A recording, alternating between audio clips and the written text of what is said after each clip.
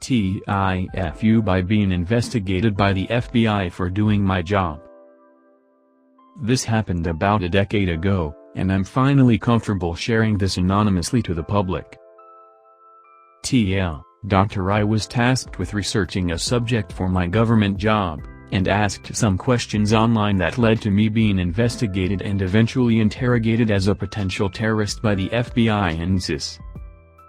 After I graduated from college, I used to work for the Navy as an engineer and direct federal employee. During my time there I mostly worked on small-budget experimental and prototype projects. At one point, our team discussed placing our prototype on an RC airplane for testing purposes because they were a low-cost alternative to our other testing methods.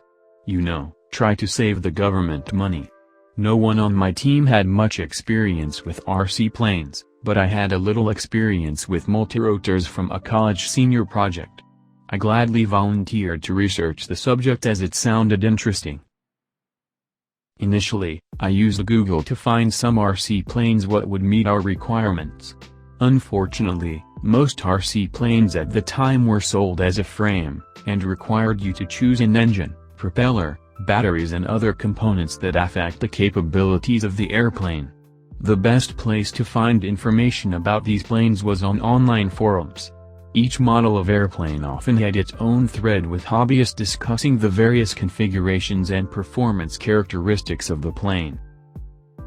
I found a particular RC airplane that I thought would meet my team's needs.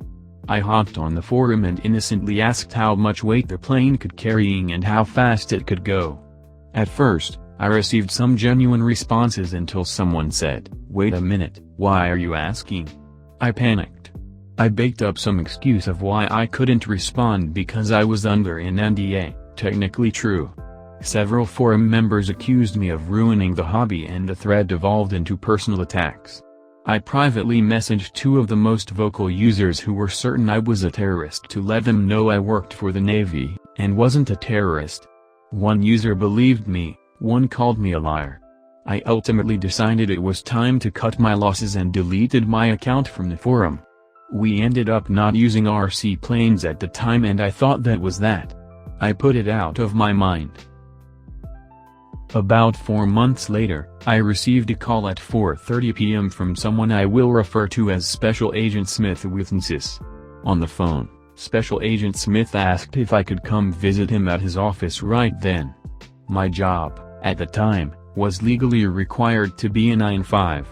My pregnant wife was expecting me home at about 5:15 p.m., so I asked Special Agent Smith how long it would be and what the nature of the visit was. He responded with, "Only about half an hour and I'll tell you when you get here."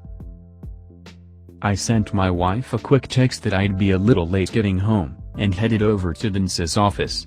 I left my cell phone at the front desk and joined Special Agent Smith at his desk where he started taking notes on his laptop. The conversation was very casual at first, with the agent making remarks like, "Just have to get some information down. I'm sure you type much faster than me," as clicked away at his keyboard filling in a bunch of information into some form. The pointed questions continued for another 30 minutes. Special Agent Smith encouraged me to be completely honest because it would be better for me if I just told him everything.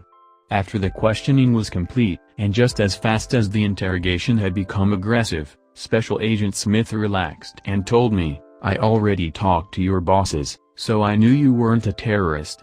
But, I had to go through the process anyway." I was also informed that from the original forum post about the airplane, someone had reported my username as a potential terrorist to the FBI. The FBI had tracked me down and discovered that I worked for the Navy and then turned the investigation over to ISIS. During the interrogation, I admitted to DMing two strangers and telling them I worked for the Navy. Because I had done this, Special Agent Smith told me that they would have to review my security clearance. At that particular location at the time, about the only way to get fired was to lose your security clearance. My wife and I had just discovered we were pregnant with our second child.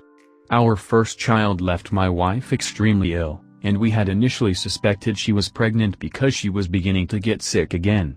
Special Agent Smith told me that if I wasn't going to lose my security clearance, I wouldn't hear from him again. However, if there were an issue with my clearance, I would hear about it in 3-4 months and could address it then.